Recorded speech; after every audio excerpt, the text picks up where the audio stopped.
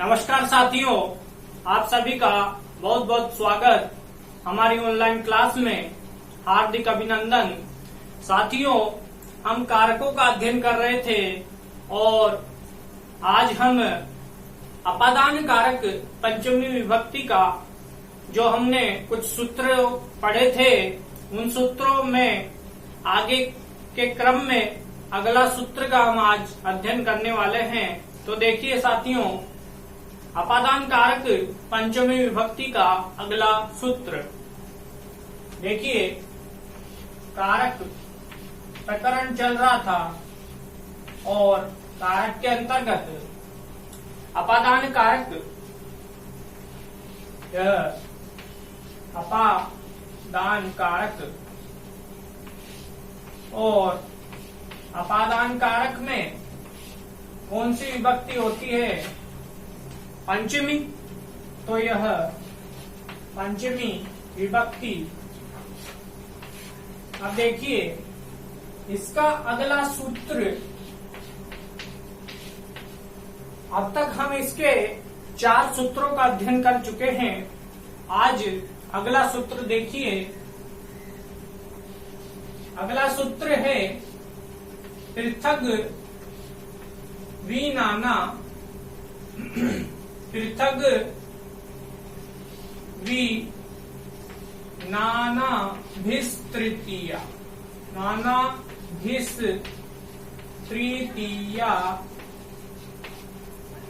पृथक विनानाभिस्तृतीया। यह सूत्र है अन्य तरस्याम। इस प्रकार यह सूत्र बना और इस सूत्र के अंतर्गत देखिए, यहां से यह सूत्र पृथक,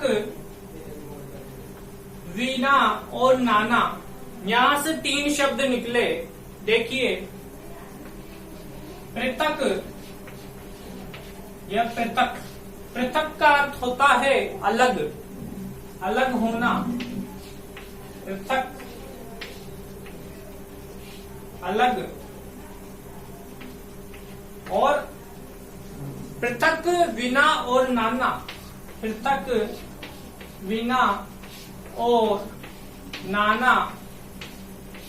इस प्रकार यह कितने शब्द हुए? 3 शब्द, पृथक, विना और नाना। इन तीनों शब्दों के योग में, इन तीनों शब्दों के योग में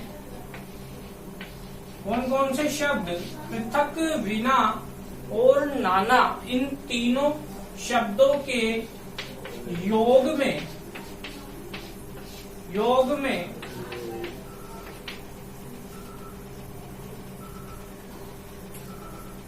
कौन कौन सी विभक्ति होती है? द्वितीया, तृतीया और द्वितीया, तृतीया और पंचमी। कौन सी विभक्ति? पंचमी। द्वितीया, तृतीया और पंचमी विभक्तियों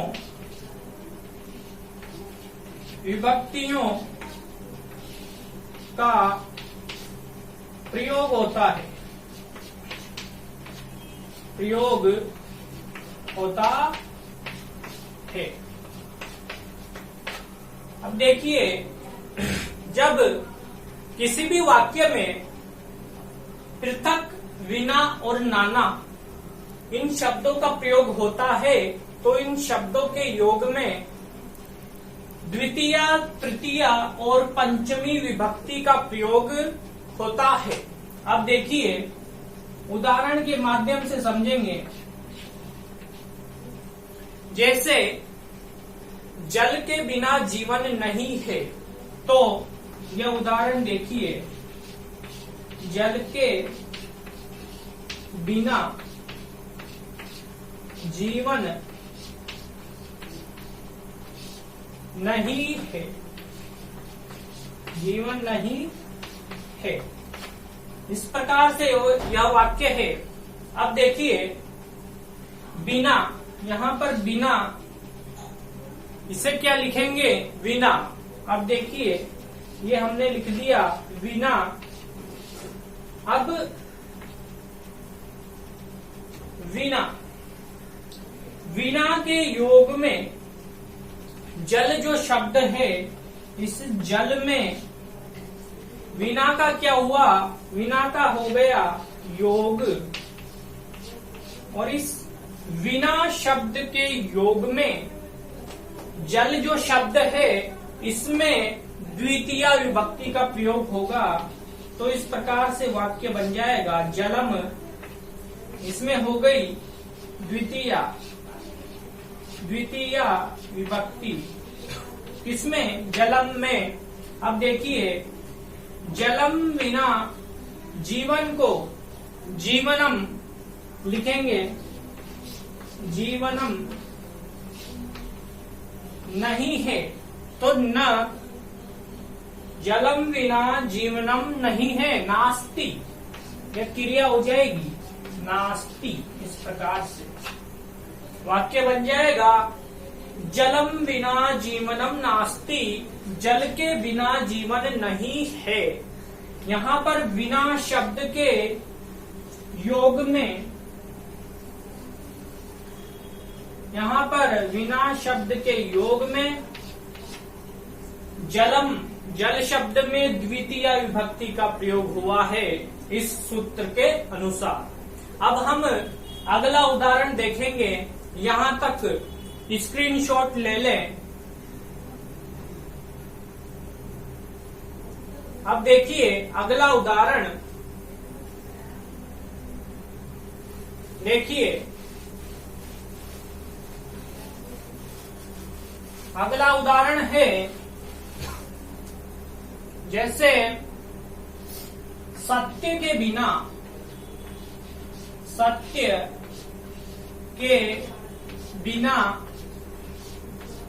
संतुष्टि नहीं मिलती। सत्य के बिना संतुष्टि नहीं मिलती, नहीं मिलती। अब देखिए इस उदाहरण में यहाँ पर बिना, बिना का अर्थ होता है बिना, बिना शब्द का योग हुआ है। अब देखिए यह बिना और बिना शब्द का योग हुआ है, और बिना शब्द के योग में इस सत्य में द्वितीय, तृतीय और पंचमी विभक्ति का प्रयोग हो जाएगा। तो देखिए वाक्य कैसे बनेगा। सत्य, यह हुआ सत्यम, सत्यम। और अब देखिए आगे तृतीय विभक्ति, तो ये बन जाएगी सत्येन। यह कौन सी? द्वितीय विभक्ति, द्वितीय। सत्यम और सत्येन, यह है तृतीय विभक्ति। सत्येन तृतीय विभक्ति, सत्यम, सत्येन और सत्यात, सत्यात, यह है पंचमी विभक्ति। यह कौन सी हुई? पंचमी विभक्ति। तो बिना शब्द के योग में सत्य जो शब्द है, इस शब्द में द्वितीय, तृतीय और पंचमी विभक्ति का योग, पंचमी विभक्ति का प्रयोग हुआ। ये देखिए अब संतुष्टि को संतुष्टि ही लिखेंगे। तो यह संतुष्टि, संतुष्टि।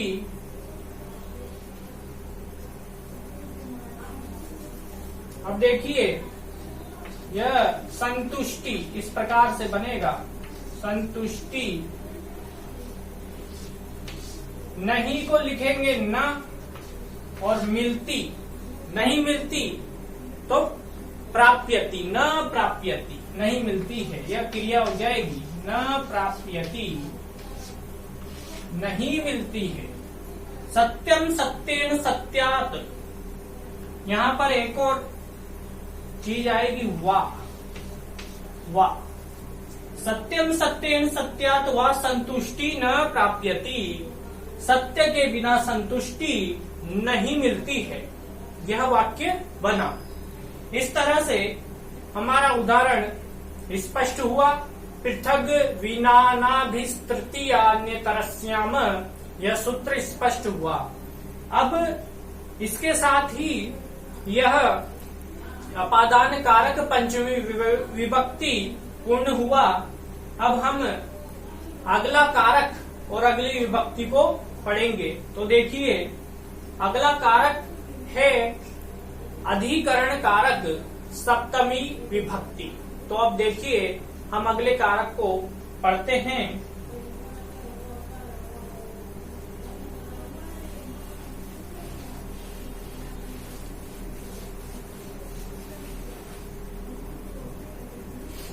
अगला कारक है साथियों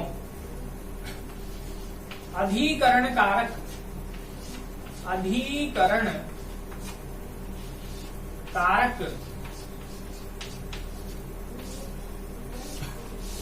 और अधिकरण कारक में विभक्ति कौन सी होती है? सप्तमी विभक्ति। तो यह देखिए सप्तमी विभक्ति। अब इस अधिकरण कारक का प्रथम सूत्र, इसका प्रथम सूत्र है आधारो अधिकरणम। इसका प्रथम सूत्र है आधारो अधिकरणम। आधारो अधिकरणम। सूत्र क्या हुआ? आधारो अधिकरणम। अब देखिए साथियों, यह सूत्र हुआ। अब हम इस सूत्र का अर्थ देखते हैं। यह सूत्र किस प्रकार से कार्य करता है? तो देखिए, आधारो अधिकरणम, इस सूत्र का अर्थ हुआ आधार की, आधार, इस सूत्र का अर्थ है क्रिया के आधार, क्रिया के आधार को अधिकरण, अधिकरण, क्रिया के आधार को अधिकरण कहते हैं, कहते हैं। अब देखिए, क्रिया के आधार को अधिकरण कहते हैं, यह इस सूत्र का अर्थ हुआ आधारो अधिकरणम का। अब देखिए, क्रिया के आधार को अधिकरण कहते हैं, इसे हम उदाहरण के माध्यम से समझेंगे। तो यह इस सूत्र का अर्थ हुआ। अब इसका अगला सूत्र देखिए, इसका अगला सूत्र है अपादान कारक का सप्तम्यधिकरणे। सूत्र है सप्तम्यधिकरणे, अधिकरणे, यह सूत्र हुआ। अब देखिए, इस सूत्र का हम विच्छेद करेंगे तो इसका विच्छेद हो जाएगा सप्तमी, सप्तमी प्लस अधिकरणे, सप्तमी प्लस अधिकरणे, यह इसका विच्छेद हुआ। अब देखिए, इस सूत्र में यहाँ पर कौन सी संधि हो रही है? यहाँ पर हो रही है यण संधि, क्योंकि यहाँ पर ई है और इको यणची सूत्र होता है। तो ई के बाद यदि स्वर हो तो इको यणची, यहाँ पर बड़ी ई है तो ई उ री और री के स्थान पर यण य व र ल आदेश हो जाता है। तो इसी प्रकार से यहाँ पर कौन सी संधि हो रही है? यण संधि। अब देखिए यण संधि, यहाँ पर इस वाक्य में बचा क्या? सप्तम। यहाँ पर बच गया सप्तम। और यह जो बड़ी ई है यह बदल गई य में, ई का हो गया य, और इधर बचा अधिकरणे। इधर क्या बचा? अधिकरणे। अब देखिए ये इस प्रकार से बना। अब यह बन जाएगा सप्तम्यधिकरणे। सप्तम्य। अब यहाँ म आधा है तो यहाँ म आधा आ गया, और यह में अ जुड़ा तो यह पूरा बन गया। इस प्रकार से यह बन जाएगा सप्तम्यधिकरणे। सप्तम्यधिकरणे। इस प्रकार से यह बना। अब देखिए यह यहाँ पर यण संधि हुई। यण संधि और यण संधि किसका भेद है? स्वर संधि का भेद है। तो यह स्वर संधि का भेद है, यण संधि। यहां तक लिख ले साथियों, उसके बाद आगे बढ़ेंगे। यहां तक स्क्रीनशॉट ले लीजिए। अब देखिए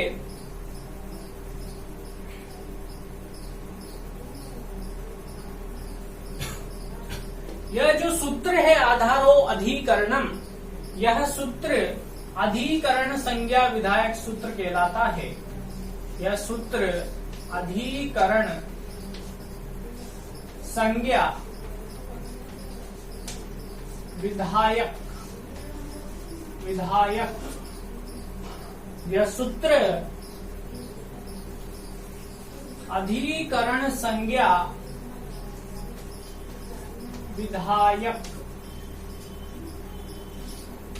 विधायक सूत्र कहलाता है। प्रश्न आ जाता है कि आधारो अधिकरणम संज्ञा, आधारो अधिकरणम सूत्र कौन सा सूत्र है? तो उत्तर होगा अधिकरण संज्ञा विधायक सूत्र है यह। और यह जो सप्तम्यधिकरणे सूत्र है यह सप्तमी विभक्ति विधायक सूत्र कहलाता है। कौन सा सूत्र? सप्तमी। यह कहलाता है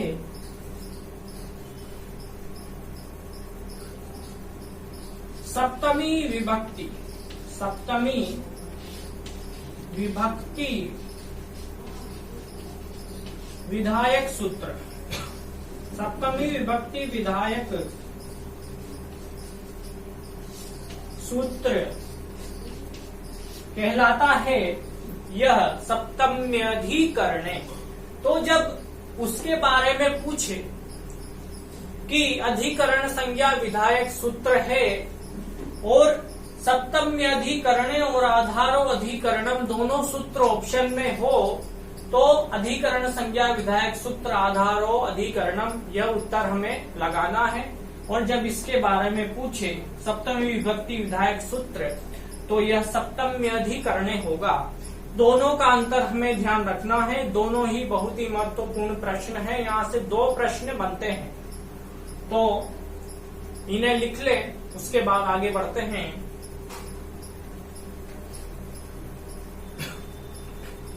अब देखिए साथियों, हमने यहाँ पर आधार लिखा है, तो अब आधार की बात करेंगे। आधार कितने प्रकार का होता है उसकी बात हम करेंगे। अब देखिए आधार क्या होता है और आधार कितने प्रकार का होता है, तो उसे हम देखेंगे। अब तो देखिए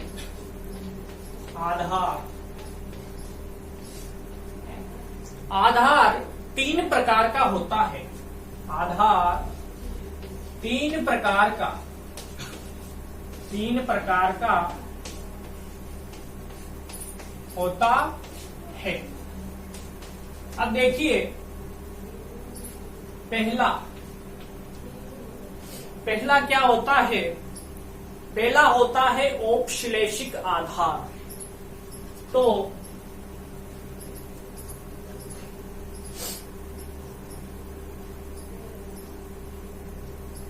पहला हुआ औपश्लेषिक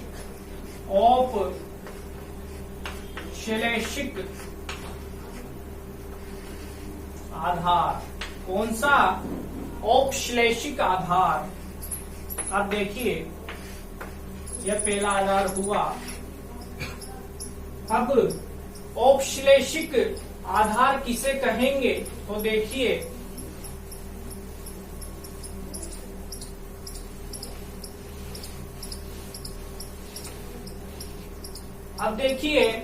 औपश्लेषिक आधार किसे कहेंगे? तो भौतिक संबंध को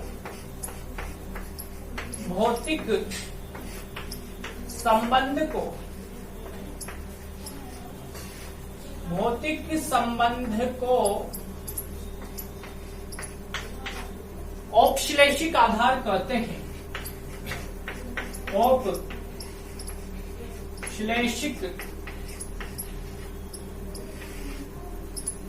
आधार कहते हैं।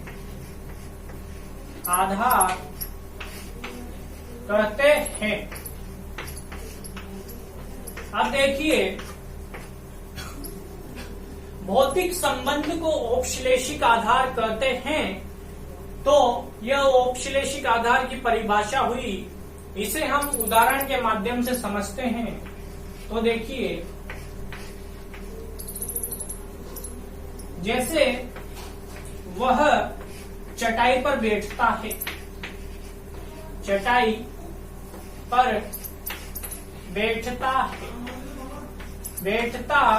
है। अब यह वाक्य हुआ साथियों। तो देखिए वह चटाई पर बैठता है, तो यह बन जाएगा सह। वह, अब बैठता है क्या है? क्रिया है, तो यह हो जाएगा आस्ते। इस प्रकार से क्रिया के रूप चलेंगे। तो सह आस्ते, वह बैठता है। अब देखिए चटाई पर बैठता है, तो वह चटाई पर बैठता है, तो आधार क्या हुआ? चटाई आधार हुआ। अब देखिए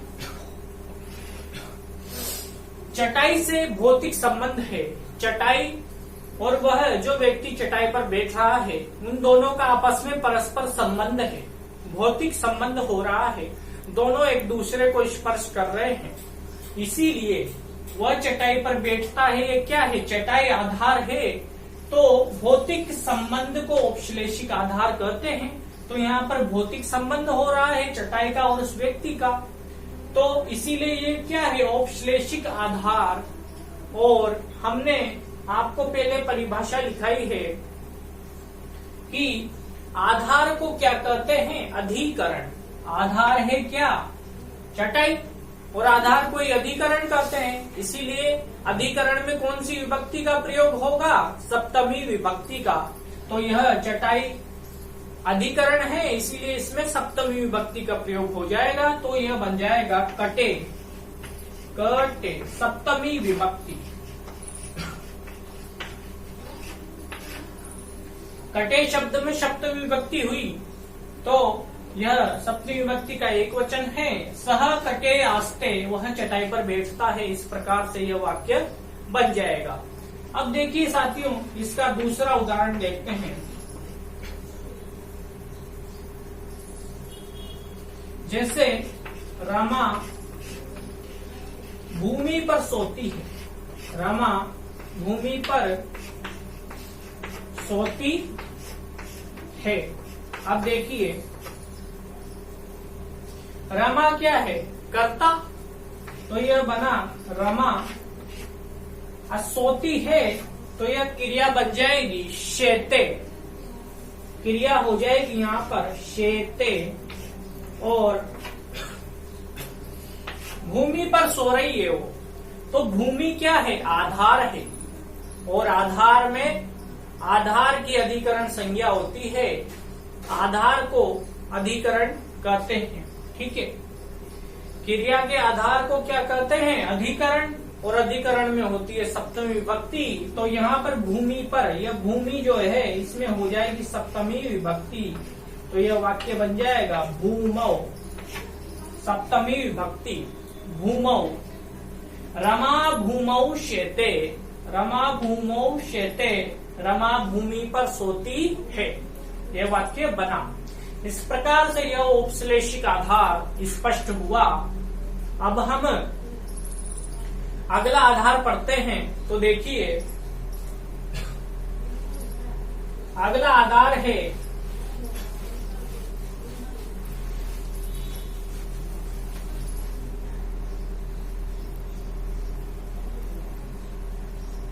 वैषयिक आधार, दूसरा है वैषयिक आधार। यह दूसरे नंबर का आधार है, दूसरा। अब देखिए वैषयिक आधार क्या होता है। तो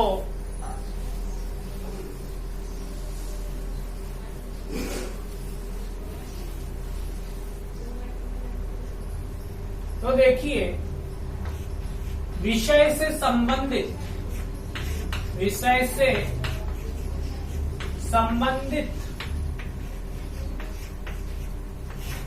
विषय से संबंधित इच्छा को आधार कहते हैं। विषय से संबंधित इच्छा को वैषयिक आधार कहते हैं। कौन सा आधार? वैषयिक आधार। यह वैषयिक आधार कहते हैं। अब देखिए इस परिभाषा को हम उदाहरण के माध्यम से समझेंगे।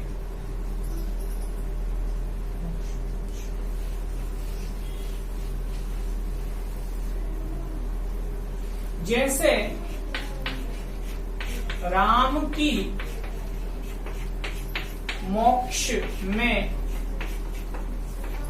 इच्छा है, राम की मोक्ष में इच्छा है। अब देखिए यहाँ पर परिभाषा है विषय से संबंधित इच्छा को। अब देखिए राम की मोक्ष में इच्छा है, तो राम की मोक्ष विषय में इच्छा है। मोक्ष क्या है? विषय। मोक्ष विषय में इच्छा है, राम की मोक्ष में इच्छा है। तो विषय से संबंधित इच्छा को, विषय क्या है? मोक्ष। ठीक है, यह इच्छा और विषय में इच्छा, विषय से संबंधित इच्छा को वैषयिक आधार कहते हैं। तो मोक्ष में इच्छा है राम की, इसीलिए ये क्या है? मोक्ष आधार है। और यह वैषयिक आधार है। मोक्ष विषय में इच्छा है, इसलिए यह मोक्ष वैषयिक आधार है। और आधार की अधिकरण संज्ञा होती है, और अधिकरण में सप्तमी विभक्ति का प्रयोग होता है। तो यहाँ पर मोक्ष में हो जाएगी सप्तमी विभक्ति। तो यह बन जाएगा वाक्य राम की मोक्ष में इच्छा है। तो संबंध बताने के लिए षष्ठी विभक्ति का प्रयोग किया जाता है। तो यहाँ पर वाक्य बन जाएगा रामस्य राम की मोक्ष में इच्छा है, तो इच्छास्ति। यह वाक्य बन जाएगा इच्छास्ति। इस प्रकार से राम की मोक्ष में इच्छा है, रामस्य मोक्षे इच्छास्ति। राम की मोक्ष में इच्छा है। यह मोक्षे, यह बन गया सप्तमी विभक्ति हुई है यहाँ पर मोक्ष में, अधिकरण में पेपर, इस प्रकार के शब्द यह सप्तमी विभक्ति हुई मोक्षे, तो रामस्य मोक्षे इच्छा अस्ति, राम की मोक्ष में इच्छा है। इस प्रकार से यह दो आधार हमने पढ़े, वैशिक आधार और औपश्लेषिक आधार। इस प्रकार से यह दो आधार हमारे पूरे हुए। अब हम अगली कक्षा में अगले आधार को पढ़ेंगे साथियों। आज के लिए इतना ही। नमस्कार।